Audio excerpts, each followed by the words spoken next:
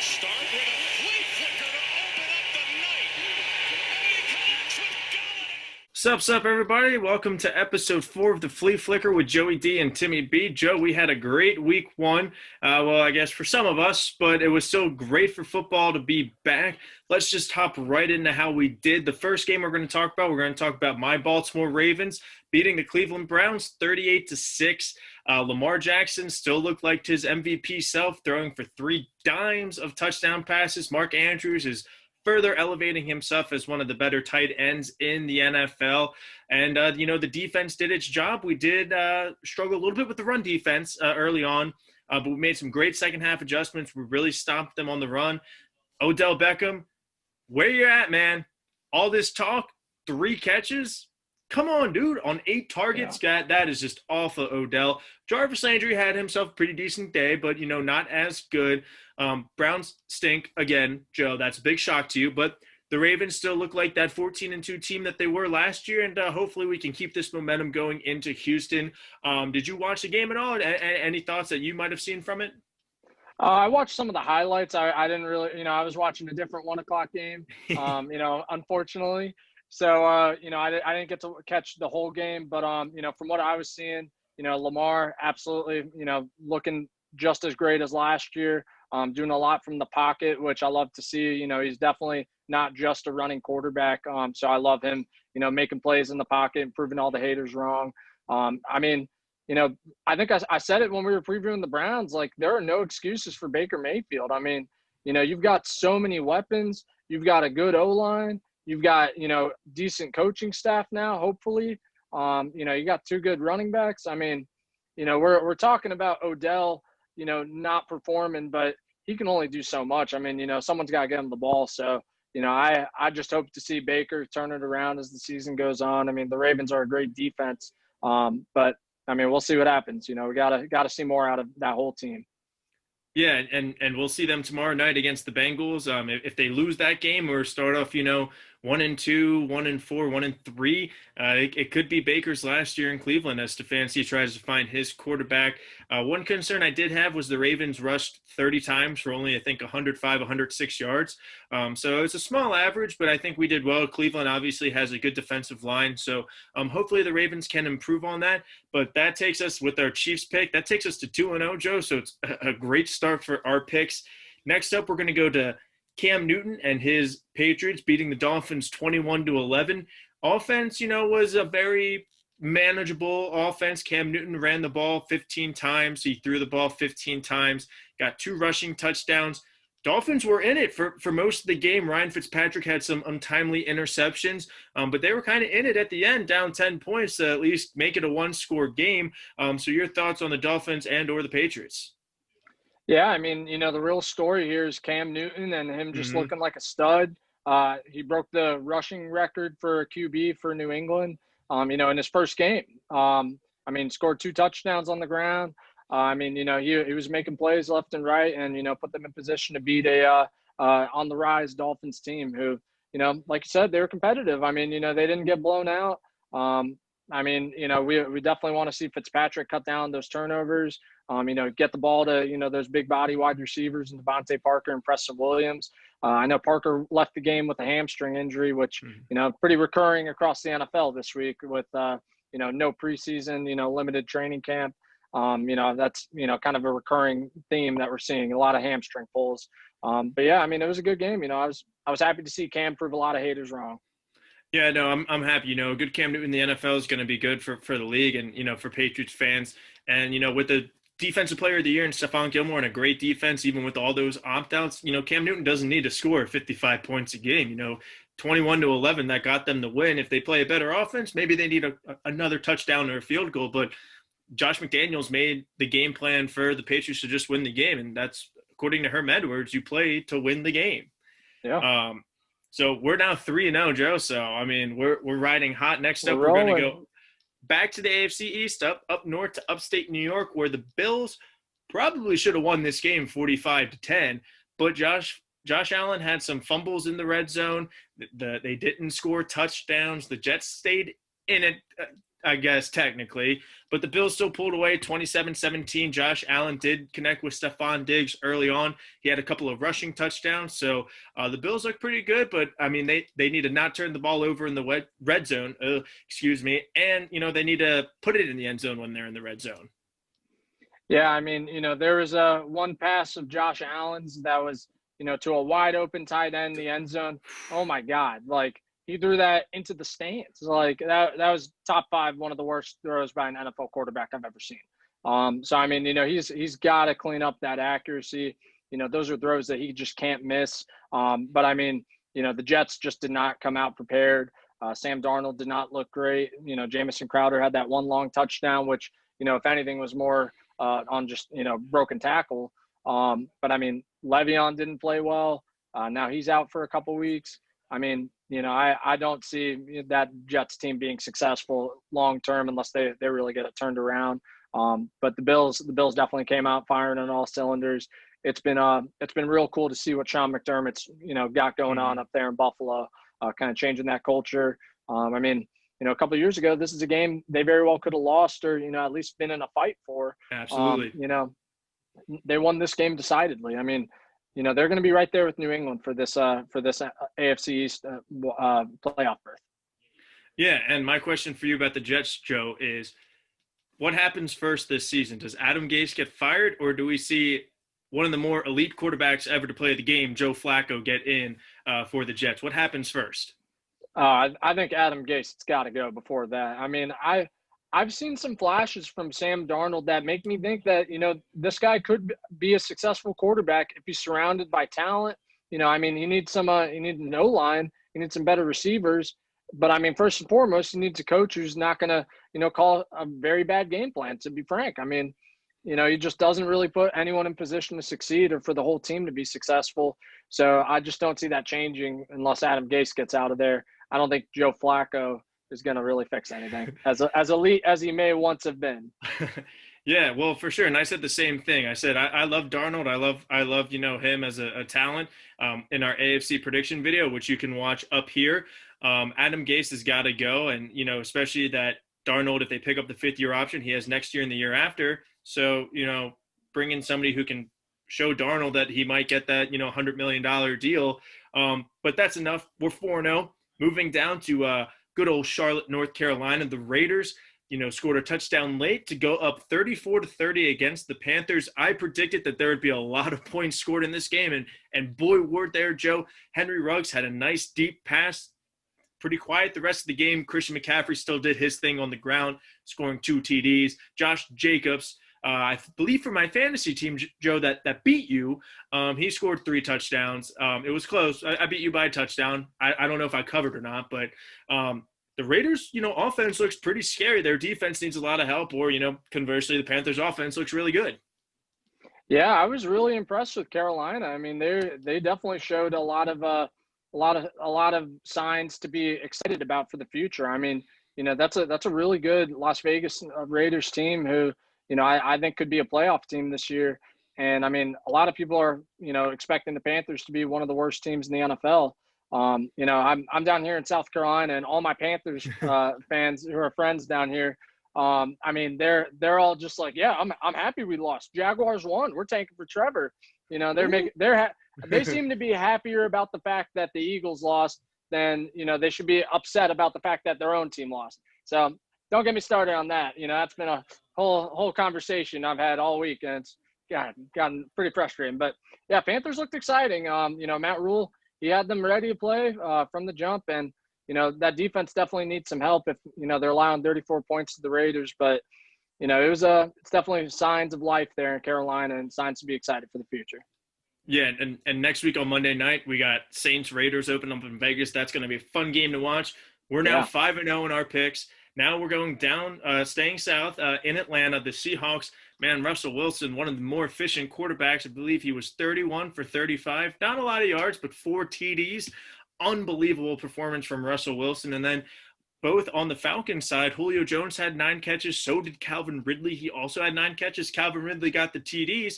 But, and a lot of it was, garbage time, kind of close. But they won 38-25, the Seahawks. And, that they look like, more of a contender right now than the 49ers. I mean, what were your thoughts with the Falcons Seahawks game? Oh yeah, I mean, it's just the Russell Wilson show. I mean, he's been kind of slept on these last few years. I've been saying, I mean, he's a top 3 quarterback in today's NFL. I mean, Absolutely. he consistently wills that team to the playoffs. He puts that team on his back. He's never injured. He doesn't turn the ball over. I mean, he's a leader on and off the field. Russell Wilson is phenomenal. I love watching him play. It was really cool to see DK Metcalf have that big play. He's really taken a big step, I think. It's just so athletic. So the fact that he's, really starting to get the nuances of the wide receiver position down, it's going to be scary. Him and Tyler Lockett, Chris Carson just feasting out there. It was a crazy, crazy day for the Seahawks offense. Really surprised a lot of people. That Falcons defense, man. I mean, I don't think it bodes well for Dan Quinn and his long-term. Dan Quinn, where you at, man? You're a defensive guy. Exactly. He's supposed to be a defensive guy. Have them ready to play. I mean, the offense put up 25 points. Like to see some more out of that. I think Todd Gurley had an okay day, but yeah, I mean, it's the Seattle show, baby. I think that the NFC it might go through Seattle this year. I might have been wrong about San Francisco. Ooh, well, we'll get to the 49ers later, but Joe, we're 6-0, man. This picking stuff is easy. And now we're going to another 1 o'clock game. Unfortunately, Joe, this is one of the 3 games or 4 games that we split.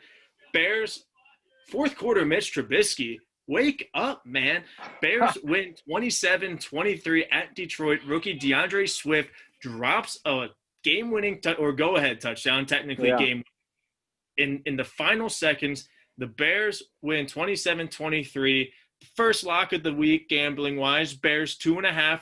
That hit. Never a doubt. But Mitch Trubisky was pretty lackluster until that fourth quarter.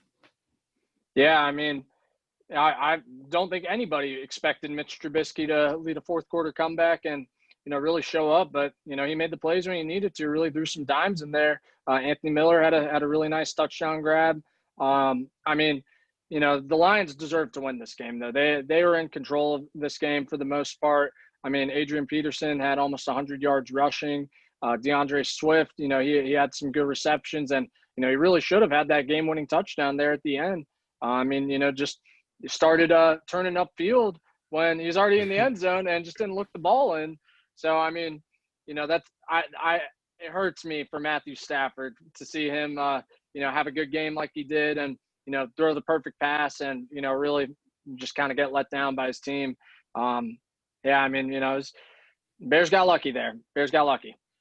Yeah, absolutely. And shout out to rookie defensive back Jalen Johnson for the Bears right after the DeAndre Swift play on that fourth down or third down or the last play of the game. He was the one who had that pass deflection. So way to step up there from a solid rookie. So I'm 7-0. Joe, you're 6-1 now. Now we're going to a game that we both lost. Probably upset of the day down in Duval.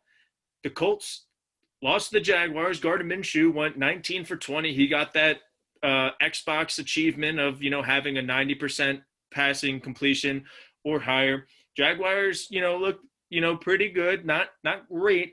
Colts look bad. Phillip Rivers had some god-awful interceptions. Jaguars win 27-20. Joe, your thoughts? Yeah, I mean, I was talking to one of my buddies the other day leading up to the 1 o'clock games. We were talking about the Jaguars-Colts game. And he was like, "Do you see what Gardner Minshew said the other day?" He said, "Everyone's talking about us tanking this year. Nobody's told me that." He went out there and he did his thing, man. I mean, Leonard Fournette just a couple days ago. It's great to finally be on a team with a good quarterback. And what does Gardner Minshew do? 19 of 20, 3 touchdowns, no turnovers. He was efficient. He was spreading the ball out. I mean, I really do, like you said, I think it was more of a testament on, how bad the Colts looked. Number one, like you said, Phillip Rivers, turned the ball over so much like he did. I mean, this is the problems that he had when he was on the Chargers. And we really thought that a lot of those issues would be cleaned up because, Colts have such a great O-line. They have such a good run game. He's not going to be asked to force those passes in there because there should be a lot more open down the field with their run game being successful. I don't know how much of that was impacted by the Marlon Mack injury, who's now out for the year. he was definitely going to be a key part of this offense, but now it's the Jonathan Taylor show. So I'm definitely excited to see him step up. And how about Nyheim Hines, man? I mean, he seems Ooh, like this year's unbelievable. Austin Eckler. I mean, Phillip Rivers loves to target those running backs. So I think Nyheim Hines, he's going to have a big role this year. He was going to have one way or the other, and now it's just gotten bigger. So yeah, I mean, but the Colts defense, man, we had high hopes for them too, and to I let know. Gardner Minshew just shred you, like, man, I did not see that coming. That's definitely got me concerned about the Colts defense long term this year. I mean, it's not like the Jags have great receivers or great O-line or anything, and Colts defense just did not make any plays, just did not get off the field. I mean, it's definitely concerning for Frank Reich and his team. Absolutely. And, with the Jaguars too, nobody told Gardner that they were tanking, but, they're tanking, but, that they play a little loose. Nobody's going to expect them to get, 4 or 5 plus wins. So, if you're playing a little bit loose, you're just slinging the ball around, having some fun. That's going to work in the NFL. And, I predicted the Jaguars would get 1 win. They got it. So they got to go 0-15 now. They got to lose the next 15. But exciting things from Jacksonville. That puts me at 7-1, Joe, you at 6-2. Now we're going to tie it back up here with the Packers and the Vikings. Joe, I said the under 44.5 would hit. There were 77 points scored in that game. Packers win 43-34. Kind of a mistake by me, but my logic was correct. I said the Vikings got to ground and pound. They got to run with Dalvin Cook to keep the ball out of Aaron Rodgers' hands and limit his time on the field. They didn't do that, and the Aaron Rodgers revenge tour, let's just say it, paid off. I mean, Aaron Rodgers was throwing dimes all over the field. They had a great game. He got all of the receivers involved. Devontae Adams went off. Valdez-Scantling had a couple of deep passes and a touchdown. Lazard had a touchdown. And, on the flip side with the Vikings, there was a lot of chump time, garbage time, but Thielen had himself a good game with a couple of TDs. Dalvin Cook still got in the end zone. So there was promise from the Vikings. But, man, Aaron Rodgers and that offense looks scary. Oh, yeah. I mean, they just came out ready to play. I mean, like you said, it's his revenge tour. I think he's going to be out here looking to prove a lot of people wrong. I mean, Aaron Rodgers is still one of the elite quarterbacks in the NFL, and all he does is just elevate the people around him to be better. I mean, that's what makes a truly elite quarterback elite. You don't need to be like, I have to get this guy. I have to get people around this guy for him to be successful. I mean, Aaron Rodgers, Tom Brady, Peyton Manning, well, maybe not Peyton Manning. He had a lot of weapons. But, I mean, those two guys, for example, they've made, not so great weapons around them be successful and put up the production. I mean, that's what Aaron Rodgers offers you any given Sunday. I still say not the smartest move to go ahead and spend a pick on Jordan Love right now when, you could be all in on a Super Bowl. But, hey, they still won. I saw some interesting stuff about Kirk Cousins that Jay Gruden had to say recently. He was talking about how apparently Kirk Cousins, he's a perfectionist and he always wants someone to be wide open. So when they be in practice and they run a play, be like, I didn't really like that. He wasn't really, open enough for me. Like, let's not call that in a game. And Jay Gruden's like, well, come on, man. I mean, so to me, that says a lot. I mean, Kirk Cousins, and I think that kind of speaks to who Kirk Cousins is. I mean, he's not really going to take a lot of, he's not going to fit a lot of tight windows in there. I mean, he doesn't take the big throws all the time. I mean, if someone's wide open on play action, that's where he's been at his best. Play action on the run, someone's wide open. Yeah, it's an easy throw. You're an NFL quarterback. I would hope you can make it. But, I mean, he's just not really stepping up, not really making the plays that he needs to all game consistently that are going to elevate the rest of his team. I mean, like you said, he had some garbage time points, but that's what Kirk Cousins usually does. I mean, statistically, he didn't have the worst game, but I mean, if you watch the whole game, he didn't make the throws on third down he needed to. He didn't make the big throws to the people who are covered, looking for someone else like a check down because they're wide open. And I mean, that's who Kirk Cousins is. I mean, he's going to fill up the stat sheet, but he's not really going to get you the wins or, get you anywhere in the postseason. Yeah, absolutely. I'm with you on that. Well, you had the Packers. I had the Vikings. So now we're both 7-2. And now we're both 7-3, the final 1:00 game of the day. Joe, the Eagles didn't lose to just a football team. They lost to the football team, 27-17. that defensive line, we said that they would feast. And with Lane Johnson out, well, they had a Thanksgiving meal with 8 sacks. Chase Young looks like the real deal. Joe, I'm going to set a timer for 3 minutes. That's all you get. You get 3 minutes. Okay, I can to do talk that. about. You got 3 minutes to talk about the Eagles, whatever you want, and your time starts now. All right. So, I mean, first and foremost, the offensive line going into this game was a concern. I mean, we've already down Brandon Brooks, Andre Dillard for the year. Lane Johnson was questionable, didn't end up going. A lot of people expected Matt Pryor to be playing either at right guard or right tackle. Out of nowhere, he just did not play the whole game. It was Jack Driscoll, the rookie out of Auburn, at right tackle, and Nate Herbig, undrafted second-year player, at right guard. And at first, they actually did okay. We were taking some shots deep, and we were hitting. Jalen Reagor had that 55-yard bomb.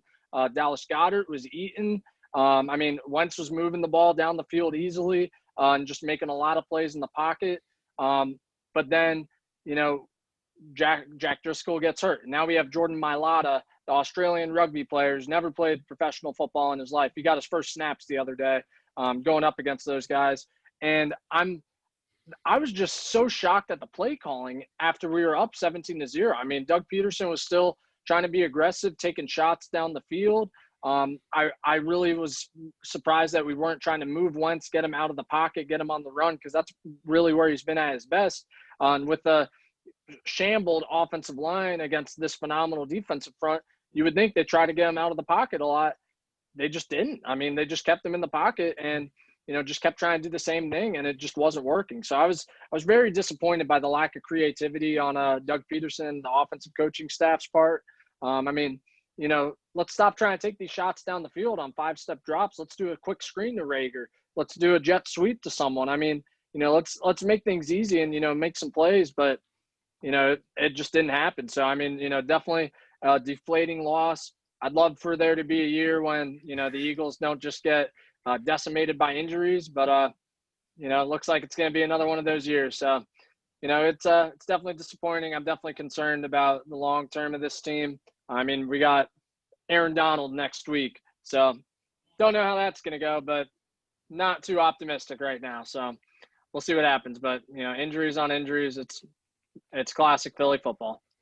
Yeah, and the good news is, the Redskins we talked about Saturday and even in our preview, their defensive line football team. I'm sorry, excuse me. We might have to bleep that out. The football team has a very deep defensive line. The Rams aren't as deep, but they probably have the best one in the last decade in Aaron Donald. So you guys better get healthy soon. So that puts us both 7-3 for the 1:00 games, including Thursday night football with the Chiefs.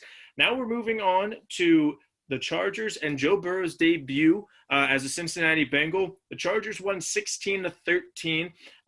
It was kind of a very boring game. Both offenses were struggling a little bit. Tyrod Taylor, Joe Burrow had his moments as a rookie. He had a bad interception or bad fumble. But he moved the ball well. He put his team in a position to win. AJ Green pushed off. Finally, he gets called for one. He's been doing that for his whole career. Finally gets called for offensive pass interference. Hate that call. And Randy Bullock missed a field goal. I guess he faked an injury, but he missed the tying field goal. Chargers come out, sneak out with a victory, 16-13. Like I said, Joe, it was kind of a boring game, but anything that you saw out of it? I mean, it definitely should be concerning to Chargers fans. I mean, this offense with Tyrod Taylor and Austin Eckler as your feature back. I mean, I don't think that Eckler is going to be as productive as he has been simply because Phillip Rivers isn't forcing him these checkdowns consistently. Tyrod Taylor's, he made some plays. I mean, Keenan Allen had a couple nice plays. Mike Williams caught a deep pass down the sideline. But I mean, this is just like you said, it was a boring game. It was a boring offense. And it's against Cincinnati. It's not like it's one of the best defenses in the NFL. So I would definitely be concerned as a Chargers fan. On the flip side, as a Bengals fan, I'd be very excited, very optimistic. I mean, they were competitive with the team that has been, they've been in the playoffs, not too long ago. That's a good Chargers team, and Joe Burrow looked good against a very good Chargers defense. A questionable call at the end to AJ Green. I personally wouldn't have called it. I think it was a great play on, both their parts. I mean, you got to let them play. You got to let them play. I also didn't watch the whole game, so it depends on how they were calling it the whole game. But I don't know. I never love to see that, for a game-winning score, you're gonna take it away off a questionable call. I don't know. I love the drive by Joe Burrow. I mean, that guy's a winner, and refs took it from him. And then Randy Bullock didn't even give him a chance. Yeah, no, I mean, Randy Bullock should have given him at least a chance to go into overtime. We're going to talk about in a couple of games with another, questionable one. I think this one was a little bit more obvious than the one we're going to get to in a couple of games. But we both picked the Chargers. I had Chargers -3 as a lock, but if you read the blog, I switched it to money line, so that hit. That's counting us as a win. Now we're moving down to the Arizona Cardinals, shocking the defending NFC champion 49ers. Kyler Murray looked great. DeAndre Hopkins, after his little subtweet Thursday night, he went on the field and he showed up strong. 13, 14 catches. He went absolutely off. Kyler Murray did his thing with a great rushing touchdown. 49ers, didn't look as good. Their wide receivers are thin without Deebo Samuel right now. George Kittle went out for a little bit with an injury. So are you concerned with the 49ers and how they play, Joe, or do you think this could just be, a slow start for them? I'm concerned with their offense for sure. I mean, Jimmy Garoppolo, there's a lot of questions about him. I mean, can he be a franchise quarterback that, is going to elevate people around him? Or is he a game manager? And, is that all he's ever going to be? I mean, the run game was, inconsistent. I mean, this Cardinals defense, they're really surprisingly, very good yesterday or on Sunday. And, I'm not sure if it was because of how, depleted the wide receiving core was. And, then you don't have a tight end really either.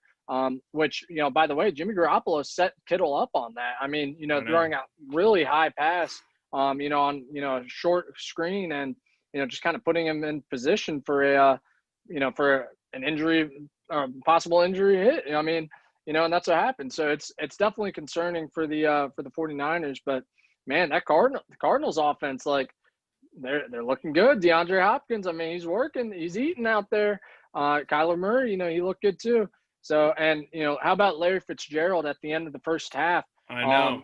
Veteran play right there. Veteran play. I mean, gets that catch, sprints it to the ref, so he has it, sprints the ball to the line of scrimmage and puts it down, gets the guys lined up. They spike it. 1 second left. They kick a field goal. That's an extra 3 points that they don't have if Larry Fitzgerald isn't on that team. I mean, this guy is just an ageless wonder. I love seeing him do stuff like that and just be successful. Yeah, and, shout out to the Cardinals kicker, too. I mean, that, they were on like the 35-40. That was a 45, 50, 55-yard field goal. That's not an easy make. And, right. The 49ers were down there. Cardinals defense showed up. If that didn't happen, the 49ers could have kicked a field goal and won with Robbie Gould. But Cardinals win 24-20. Now we're moving on to, I guess, game of the day, Tom Brady versus Drew Brees. Bucks at Saints. Joe, you picked the Bucks. Unfortunately, that didn't happen. I picked the Saints. So this is the tiebreaker, I guess. I went 12-4 on the week. You went 11-5. The Bucks win 34-23. To be honest, Joe, neither Brady or Brees looked all that great. Like, what we expected this to be. I mean, Tom Brady picked 6. Drew Brees wasn't connecting on his throws. They still won the game. They were still moving the ball, but, this wasn't the 400 yards for both quarterbacks, touchdown type of game that everybody was kind of expecting. And credit to the defense, but I mean, that was. Yeah, no, I'm right there with you. It's hard for me to tell. Is it, a testament to both of these two defenses, being, some of the top defenses in the NFL, or does it have to do with, these two aging quarterbacks starting to be on the decline? Most of the time it's somewhere in the middle. I think that it's a little bit of both. I mean, both those defenses are going to be, phenomenal this year. I mean, Tampa Bay they were making a lot of plays against the Saints and really shutting down, a lot of their run game. I mean, they kind of got a lot of short fields with the turnovers, not really great special teams play, a lot of penalties on Tampa Bay's part, and, a lot of miscommunication between Brady and his receivers. So I wonder how much of that has to do with the fact that, this is, his first year in Tampa Bay with these guys and, shortened off season. But I mean, Godwin and Evans, like, you guys got to make some plays. I mean, Evans had one catch for that touchdown at the end. But, I mean, he's got to show up. And, I mean, he really seemed to let Marshawn Lattimore get in his head. They were going back and forth throughout the whole game. And, I mean, he held him catchless throughout the majority of that game. So Lattimore definitely got the better of that matchup. I think another big storyline, which actually we just had some news released just a couple minutes ago. Michael Thomas with his ankle injury, it looks like he actually is going to miss a couple of weeks. Breaking news. All right, we broke some news. All right. Breaking news on the Flea Flicker. Joey D, I got a text from my guy Ian Rappaport. So, I'd want to let the fans know what's going on. But this will be good when the video comes out tomorrow. I know, right? Yeah, I'll look a little like an idiot, but, they don't have to know this is not true. But anyway, so, I mean, I don't know what's going to happen with Michael Thomas and that Saints offense. I mean, those receivers, like Emmanuel Sanders he's not a number one. Traquan Smith, like, I don't think he's a number two. I mean, you're going to be asking Drew Brees to do a lot without Michael Thomas. I think it's going to be tough for the Saints to be successful. They're going to be relying on Alvin Kamara a lot. And I think their starting right tackle, if I'm not mistaken, went down for the rest of the game. And excuse me, I believe it's Zach Banner. I believe he's out for the season. Excuse me, with the torn ACL. So, I mean, that offensive line is going to have to make some plays for Alvin Kamara to, find some room to run. And, it's only going to be more difficult without Michael Thomas threatening the safeties, and now without, one of your starting offensive linemen. Yeah, and with the Bucs too, Godwin was, okay, Evans had his one catch. Gronk was used a lot in the run game. Gronk is not a blocking tight end. He only had, I believe, 2 or 3 catches. So Brady needs to get more involved. And, I think that both teams will bounce back. The Michael Thomas news is definitely, heartbreaking, even if it's just for a couple of games. But, with Sean Payton and the Saints, they're going to now get creative with Taysom Hill a little bit more. Emmanuel Sanders had some decent catches. He had a touchdown. Kamara had a lot of receiving stuff. So excited for both teams. It was a lackadaisical game. Hopefully when they play later in the season, it's, what everybody expects. But moving on to Sunday night, Joe, first game in the new LA Stadium, SoFi Stadium, the Rams and the Cowboys. The Rams squeaked out a victory, 20-17. The Cowboys, they went for it on, 4th and 3, 4th and 4 in the red zone with about 8, 9, 10 minutes left. Decided to not tie the game with the field goal. On the last drive, there was another questionable offensive pass interference, this time on Michael Gallup. But, the Rams did just enough. Aaron Donald, was all up in Dak's face the entire night. Both offenses had its moments. They had their drives. Zeke had a great touchdown. On the Rams offensively, Malcolm Brown had a great game. I'm still waiting to see what they use with the run game with Cam Akers. Next week or this past week, it easily could have been Cam Akers. It easily could have been Darrell Henderson doing what Malcolm Brown did. But Robert Woods, amazing. Joe, your thoughts on the Cowboys-Rams, and then, talk about that offensive pass interference call on Michael Gallup late in the game. Oh, well, I mean, that was clearly pass interference on Michael Gallup. I mean, that's just not even up for debate. I mean, the AJ Green, that was fine. Michael Gallup, that was clearly pass interference. Like, that's no good. So, Jalen Ramsey, Oscar for you, man. You should belong in the NBA. That was a flop. Hey, it's part of the game. You gotta do what you gotta do, and it worked. Hey. So, I mean, props to him. I mean, Cowboys suffered a lot of injuries this game too. Blake Jarwin, ACL, out for the year. Leighton Vander Esch broke his collarbone, out for the year. I mean, they're hurting already. So, it's definitely going to be a struggle long term for him.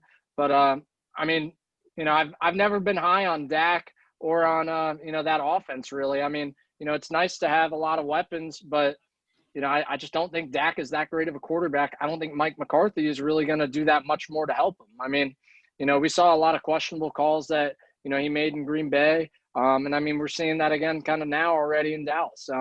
And that defense, just they didn't make enough plays, especially on the back end. I mean, like you said, Robert Woods was having a day, really just kind of able to get open at ease against those Cowboys defensive backs. So, I mean, I don't see a lot of those issues going away for Dallas. I mean, this is a game they definitely could have won, but a game that, they didn't. And, I picked them to lose because, I mean, this is a game that, they could win, but they won't because they're the Cowboys. Yeah, no, same. I picked the Rams. I thought they were just going to open up the stadium with the win. A little disappointed. I picked over 51, and it was kind of on pace for a little bit, and then some things happened. They didn't go for it, or they didn't tie the game. So a little upset with that. But that wraps up Sunday for Week 1. Now we're going to move to the doubleheader on Monday night. First game was the Steelers at the Giants. The Giants started a little bit strong. The Steelers, started a little bit slow. Ben Roethlisberger shaking off the rust. But then when that 2-minute drill hit, Ben Roethlisberger did his thing, marched down the field, scored a touchdown, and that was the end. Steelers D dominated, especially Bud Dupree. Man, he was all over rookie guard tackle Andrew Thomas for the Giants. Steelers win 26-16. I like what I saw from Daniel Jones. I thought, he played a good game except for that one interception down in the red zone. But shout out to the Steelers defense. Saquon Barkley, 6 rushing yards. That's hard to do. But Joe, your thoughts from the Steelers-Giants game? Oh yeah, I mean, it's another one of those where I'm not sure if that Saquon game was because of how bad the Giants' offensive line is or how great the Steelers' defense is. I think it's a good bit of both. I mean, Saquon just did not have room to run. There were people hitting him in the backfield before he could get going almost every single play. I was impressed with Daniel Jones, made a lot of really good plays. He was driving them all the way down the field from his own end zone and, got down there in the red zone, then had that interception. He's got to clean those kind of plays up. But I was really impressed with, a couple drives from Daniel Jones and from the Giants offense. Against Steelers defense, when you can, put them on edge and, have them respect the deep ball, like they did with Darius Slayton, and then continue to get open down the field. They were moving, getting the third down conversions. They converted for fourth down a few times. I definitely think it should be optimistic for Giants fans for the future of that offense. Their defense definitely is struggling. It was kind of impressive at the beginning, but like you said, once Ben Roethlisberger shook off the rust, he was just willing them down the field and just, picking who he wanted to throw to and making those plays anytime he chose. So, he's definitely back. Steelers offense, is, got some guys making some moves. I know that James Conner's injured now, so we'll see what happens with Benny Snell, who looked pretty good the other night. Juju had a real big game, and we'll see how the rest of the team can perform. But it's not going to be that easy against defenses like the Giants. Yep, no, that's correct. The Steelers got another decent matchup with the Broncos next week for their home opener. I'm not concerned about the Steelers yet as a Ravens fan, but if they start to kind of pick up some steam, could be a cause for concern. But the way that the Ravens played, nobody's going to beat us this year. And then the final game last night, Joe, I don't know if you stayed up for the whole thing. I did. The Tennessee Titans at the Denver Broncos. Steven Gostkowski missed 3 field goals, 1 extra point, but still was the hero of the night, kicking the game-winning field goal with 2 seconds left as the Titans win 16-14. Not too much from this game. Again, it was a lot like the Chargers and Bengals, a couple of drives here and there, but other than that, it was just kind of we saw Derrick Henry had some decent runs. Corey Davis had a great stiff arm. And then on the Broncos offense, I like what I saw from Drew Lock and Jerry Jeudy.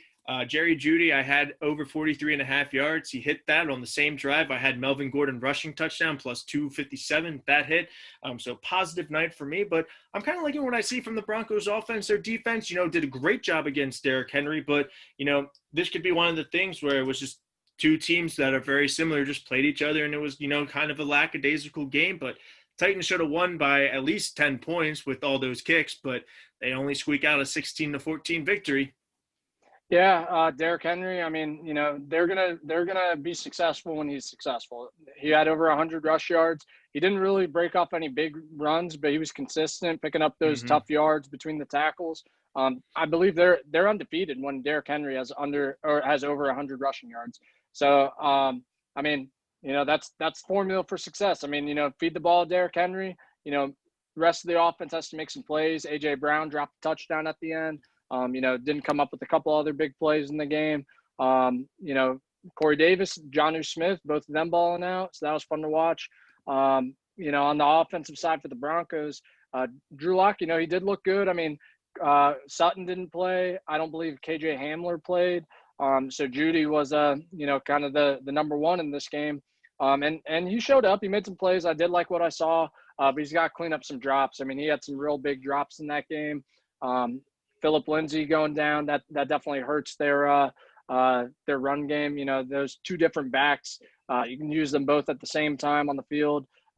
Just create so many mismatches. So, it's tough to see him probably going to be out for at least a few weeks. But definitely optimistic about both these teams. I mean, they definitely match up well against each other. Could have gone either way if, either of those teams kind of cut down on the mistakes. Yeah, absolutely. I'm with you on all that. Well, that wraps up our week 1 recap. I went 12-4. Joe, you went 11-5. I don't know about you, but that was probably one of the best just picking a winner I've ever done, in any week of the NFL, especially week 1. And now, Joe, we're looking ahead to week 2. We're going to do our Thursday night prediction. We have the Cincinnati Bengals at the Cleveland Browns, Battle of Ohio. Currently, the Browns are a 6-point favorite with the over-under 43.5. What are you seeing out of the Bengals and Browns, Joe? Could Joe Burrow get his first win against Baker Mayfield? Yeah, I mean, it's a good matchup. I mean, it's funny because like both of these teams, I think are going to be in the bottom half of the NFL, but they match up well against each other. Mm-hmm. So I think it'll be a good game. I think it'll be fun to watch. I think that this Browns defense is a little bit more susceptible than the Chargers defense. So I hope that we get to see Joe Burrow make some more plays. Hopefully get the ball to Tyler Boyd a little bit more. He didn't help me out in fantasy. I tell you, that's not cool.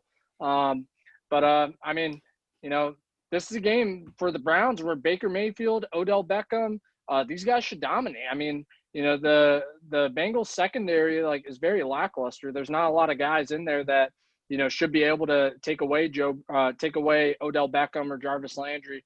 So hopefully they're able to make those plays and kind of quiet the trade rumors. But I'm going to pick the Bengals to get their first win. I think that Joe Burrow is going to make enough plays. I'm concerned about their offensive line versus the Browns defensive line. But I think that Joe Burrow, I mean, he's going to come out here ready to play. I think, this first game was such a great learning experience for him. And again, I mean, he put his team in position to win the game. I mean, it was a great play at the end. He made plays the whole game. So that's all you can ask for out of your starting quarterback, especially on a team like Cincinnati. Right now, I trust Joe Burrow more than I trust Baker Mayfield. I'm actually the opposite. I'm going with the Cleveland Browns in this game. I think this is the game where kind of Baker and crew pick it up a little bit. They had a tough matchup against one of the best defenses in the NFL in the Baltimore Ravens, especially in the secondary. So I can see Baker struggling a little bit. Nick Chubb's going to pick it up. I think when they're not down by 20, 30 points, they're going to be running a lot more. So I expect that tomorrow night for the Cleveland Browns. And I just think Thursday night home game, rookie quarterback going on the road on short rest. I didn't see enough from Joe Burrow. If this game was, week 5 or week 6, I could be picking differently depending how they played. But I'm just going to go with the safe pick and pick the Cleveland Browns. So, Joe, with that, one of us is going to be 1-0. One of us is going to be 0-1. Tune in on Saturday afternoon for our week 2 picks. And you want to pay attention to that video because we're going to have a challenge for you guys to get on the Flea Flicker and make some predictions yourself. Now, Joe, how can you be notified when that video comes out?